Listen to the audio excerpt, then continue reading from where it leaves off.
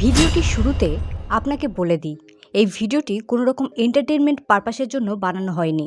তাই আইদার পুরো ফোকাসের সাথে ভিডিওটি পুরোটা দেখুন, না হলে সেভ করে রাখুন পরে দেখার জন্য। Welcome back to the power series, যেখানে আমি 48 লস অফ পাওয়ারের প্রতিটি ল ডিপলি অ্যানালিসিস করার চেষ্টা করছি। আপনি কখনো এটা নোটিস করেছেন? তোতা বলে তো অনেক কিছুই, কিন্তু কখনো উঁচুতে উঠতে পারে না। অন্যদিকে ঈগল মুখে কিছুই বলে না, কিন্তু আকাশের সবচেয়ে উঁচুতে উঠতে পারে। এই এক্সাম্পল থেকে অ্যাকশনের ইম্পর্টেন্স আপনি এতক্ষণে বুঝে গেছেন, আর এটাই আপনাকে শেখাবে law number 9, win through your action, never through your argument. অর্থাৎ নিজের কাজের দ্বারা জয়ী হন, আর্গুমেন্টের দ্বারা নয়। কিছুক্ষণের জন্য আপনার মনে হতে পারে আপনি জিতে গেছেন, আপনি সব কিছু হাসিল করে ফেলেছেন, কিন্তু এটা সাময়িক। আপনার ইগো স্যাটিসফাইড তো হয়ে গেল, কিন্তু আর্গুমেন্টের ফলে আপনার ওয়ার্ডস, এনার্জি, মেন্টাল পিস, সব থেকে বড় কথা আপনার টাইম ওয়েস্ট হবে। সাথে আপনি জেনে না জেনে প্রচুর শত্রু বানিয়ে ফেলবেন। দেখুন, লাইফে যেটা সবচেয়ে বেশি ইম্পর্টেন্ট সেটা হলো আপনার মেন্টাল পিস। আপনি যদি মেন্টালি ঠিক থাকেন, পয়সা পাওয়ার জীবনভর আপনার কাছে আসতে থাকবে। কিন্তু আপনি মেন্টালি যদি আনস্টেবল থাকেন, আপনি যতটা পাওয়ার এবং পয়সা কামিয়েছেন সেটাও আপনার হাত থেকে কোনো না কোনোভাবে চলে যাবে।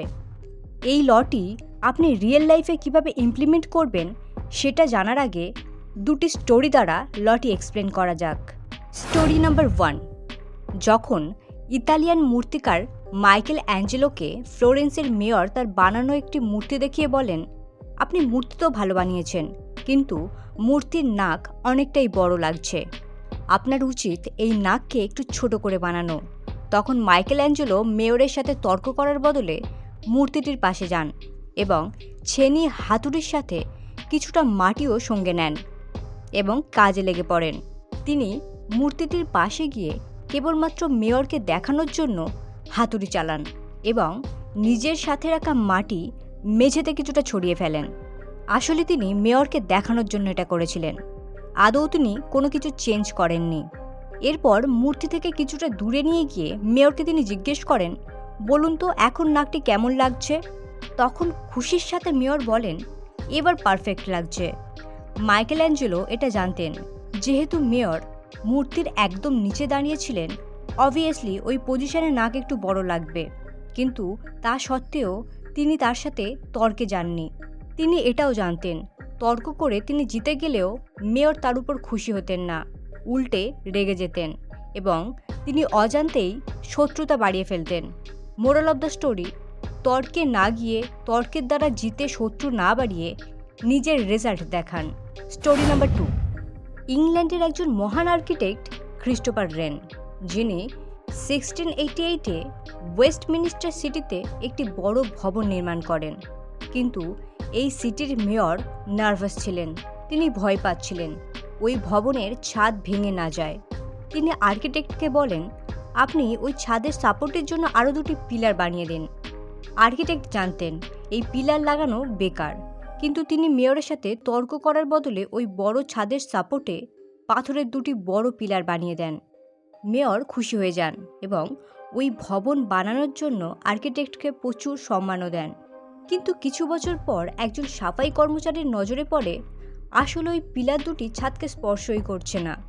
ক্রিস্টোফার রেন অনেক ইন্টেলিজেন্ট ছিলেন, তিনি মেয়রের সাথে আর্গুমেন্টে জেতার বদলে 2টি পিলার কেবলমাত্র দেখানোর জন্য বানিয়ে দিয়েছিলেন, বিনা ছাদকে টাচ করিয়ে।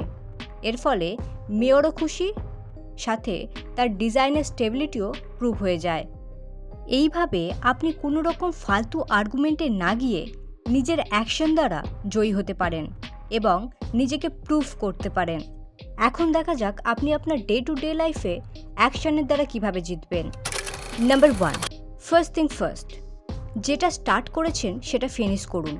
হতে পারে আপনি একজন ইউপিএসসি অ্যাসপিরেন্ট, বা ম্যাট আইটি ক্র্যাক করার জন্য প্রিপারেশন নিচ্ছেন, বা জব বা কোনো বিজনেস স্টার্ট করেছেন, বা হয়তো ইউটিউব চ্যানেল ওপেন করেছেন। আমি জানি রিলেটিভস, নেইবার, ফ্রেন্ডস, অনেক জায়গা থেকে আপনি অনেক কিছুই শুনবেন, আপনাকে ডিমোটিভেট করবে, আপনাকে অপমান করবে, বাট আপনি কখনোই আর্গুমেন্টে গিয়ে নিজের এনার্জি নষ্ট করবেন না। সেই এনার্জিকে প্রিজার্ভ করুন, সেটাকে কাজে লাগান এবং নিজের কাজে ফোকাস করুন। যে ফিল্ডে আপনি রয়েছেন সেই ফিল্ডে মাস্টার হয়ে যান। যখন আপনি মাস্টার হয়ে যাবেন তখন আপনার অ্যাকশন কথা বলবে, বিনা ওয়ার্ডসে। অ্যান্ড সেকেন্ড থিং, দেখুন, আমি জানি অনেক সময় বিন বুলায়ে মেহমানের মতো সিচুয়েশান এমন ক্রিয়েট হয়ে যায় যেখানে আপনি না চাইতেও সামনের মানুষটি আপনার সাথে তর্ক করার জন্য প্রস্তুত। এমন সিচুয়েশানে আপনাকে প্রথমে সামনের মানুষটির সাইকোলজি বুঝতে হবে। বেশিরভাগ সময় সামনের মানুষটির মুডের জন্য তার মুখ থেকে ব্যাড ওয়ার্ডস বের হয়। হতে পারে তার ফ্যামিলি সিচুয়েশান খারাপ, বা হতে পারে সে কারোর সাথে জাস্ট ঝগড়া করে এসেছে এবং আপনার উপর তার ফ্রাস্ট্রেশন বের করছে। দেখুন, কে কখন কোন মোমেন্টে লং টার্মে আপনার কাজে আসতে পারে ইউ নেভার নো। তাই ঝগড়া করে শত্রুতা বাড়ানোর থেকে এই মোমেন্টে আপনার জন্য বেস্ট অপশান হলো ওই জায়গা থেকে ওয়াকআউট করা। কারোর সাথে কোনো রকম আর্গুমেন্ট করে তাকে কোনো কিছু প্রুভ করে কোনো লাভ নেই। দেখুন, সামনের মানুষটি কখনোই আপনার লাইফ এক্সপিরিয়েন্স দেখেনি। সে কখনোই আপনার বলা কথা বুঝবে না, কারণ সে কখনোই লাইফকে সেইভাবে এক্সপিরিয়েন্স করেনি যেভাবে আপনি করেছেন। আর সে সেটাই বুঝবে যেটা সে বুঝতে চায়। So just walk away. So friends, এই ছিল ল নাম্বার 9। ভিডিওটি কেমন লাগলো অবশ্যই কমেন্টে জানাবেন এবং এই সিরিজের নেক্সট ল সম্পর্কে জানতে অবশ্যই চ্যানেলটি সাবস্ক্রাইব করে নেবেন।